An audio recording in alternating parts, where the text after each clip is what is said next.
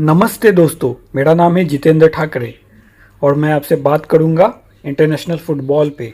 अगर अभी तक आपने मेरा चैनल सब्सक्राइब नहीं किया है तो प्लीज़ कर दो। नमस्ते दोस्तों, आज हम बात करेंगे यूरो 2021 के ग्रुप डी के बारे में। ग्रुप डी में जो टीम है वो है इंग्लैंड, क्रोएशिया, स्कॉटलैंड और चेक रिपब्लिक।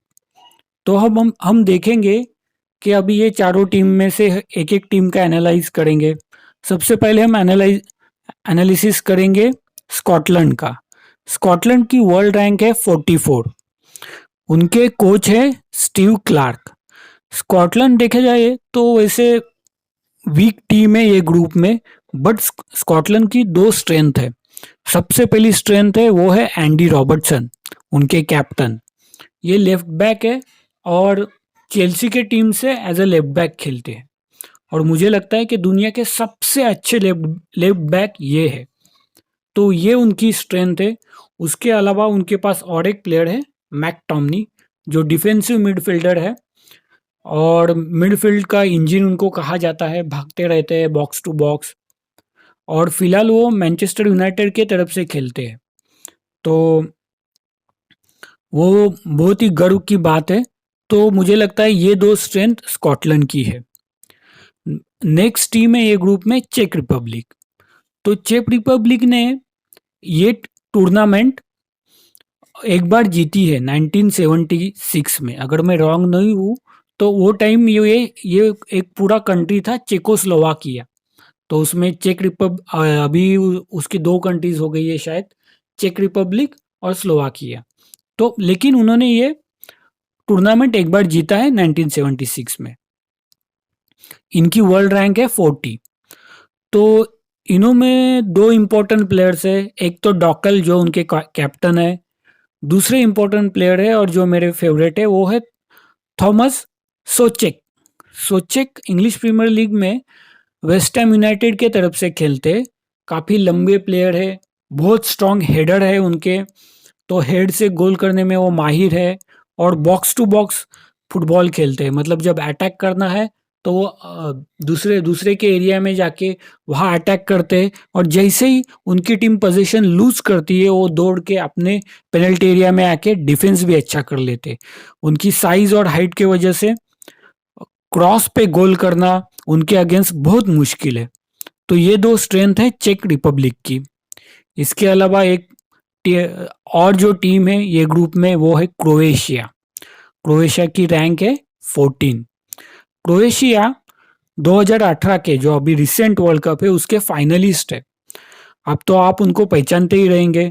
उनके कोच है डेलिक, झाल्को डेलिक। और उनके जो इम्पोर्टेंट प्लेयर है, सबसे इम्पोर्टेंट प्लेयर है वो है लुका मॉड्रिक। लुका मॉड्रिक को आप अगर पहचानते हो तो वो रियल मैड्रिड की तरफ से खेलते हैं और वो बैलन डॉर जो अवार्ड है, जो बेस्ट वर्ष उस ईयर के बेस्ट फुटबॉलर को जो दिया जाता है, वो लास्ट 12 साल में 6 बार लियोनेल मेस्सी ने जीता है और 5 बार क्रिस्टियानो रोनाल्डो ने जीता है। ये दोनों के अलावा एक ही प्लेयर है उसने ये अवार्ड जीता है और वो है लुका मॉड्रिक। तो 2018 में वो दुनिया के सर्वश्रेष्ठ फुटबॉलर थे। तो ये उनका मेन प्लेयर है और इसके अगेंस्ट उनके सारे प्लेयर्स खेलते हैं। ये है जो मिडफील्ड के मिड में बैठते हैं, पास प्रोवाइड करते हैं, अगर अटैक हो रहा है तो उसको रोकते हैं। उसके अलावा उनके एक प्लेयर है पेरिसिक करके जो इंटर मिलान से खेलते हैं। वो विंगर है, बेसिकली अटैकिंग विंगर से। वो भी बहुत अच्छा फुटबॉल खेलते हैं। पेरिसिक की एक बात अब मैं आपको बताऊं तो 2018 के वर्ल्ड कप फाइनल में उनके अगेंस्ट पेनल्टी दिया गया था। वो जब डिफेंस कर रहे थे तो उनका हाथ कूदते समय बॉल को लगाया था और उनके अगेंस्ट पेनल्टी दिया था, जो फ्रांस ने स्कोर करके फिर बाद में फ्रांस चैंपियन बनी। तो वो पेरिसिक है, लेकिन वो अच्छे, उनसे गलती हुई उस बार, बट वो बहुत अच्छे प्लेयर है, काफ़ी अटैकिंग फुटबॉल खेलते हैं।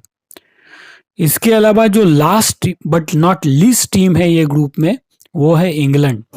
इंग्लैंड की वर्ल्ड रैंकिंग है 4।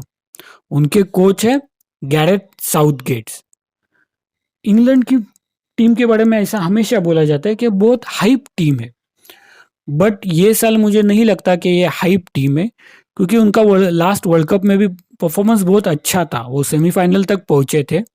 और अभी जो उनके पास प्लेयर्स है वो बहुत अच्छे अच्छे प्लेयर्स हैं। लेकिन इंग्लैंड का एक हमेशा और एक बात बोली जाती है उनके बारे में कि वो अंडर अचीवर्स भी है।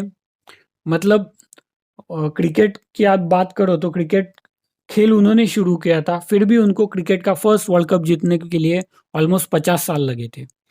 वैसे ही है, मैं वनडे के वर्ल्ड कप की बात कर रहा हूँ।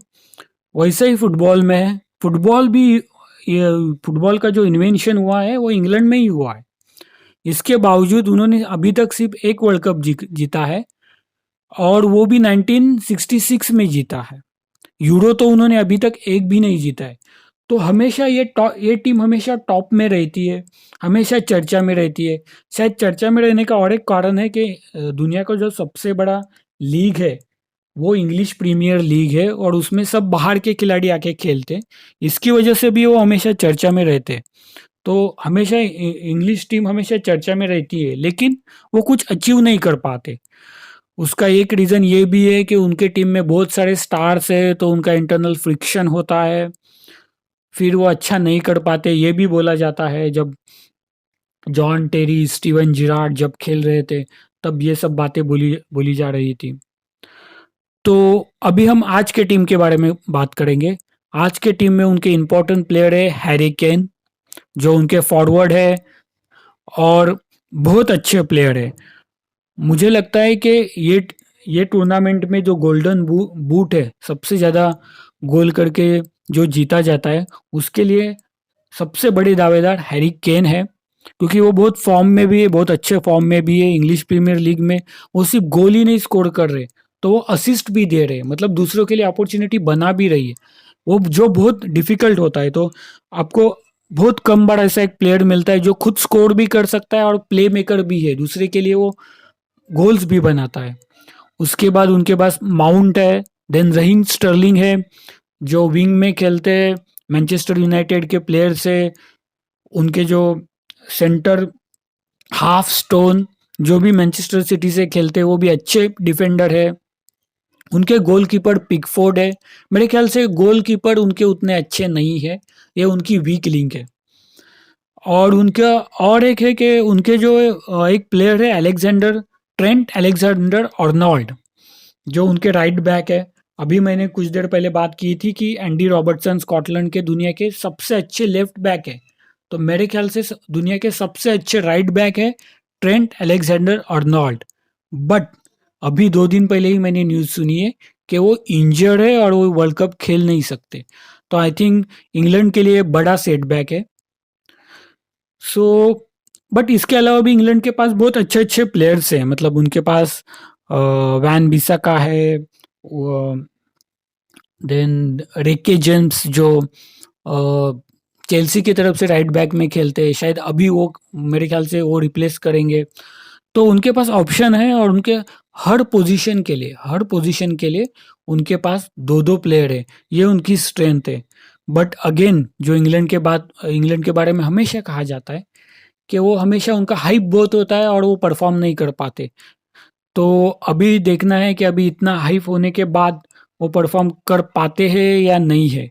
वैसे उनका वर्ल्ड रैंक अभी 4 है, और मुझे लगता है कि ये ग्रुप में वो डेफिनेटली वो टॉप करेंगे, और दूसरी टॉप करने वाली टीम क्रोएशिया रहेगी। तो इंग्लैंड और क्रोएशिया डेफिनेटली ये ग्रुप में से टॉप करेंगे।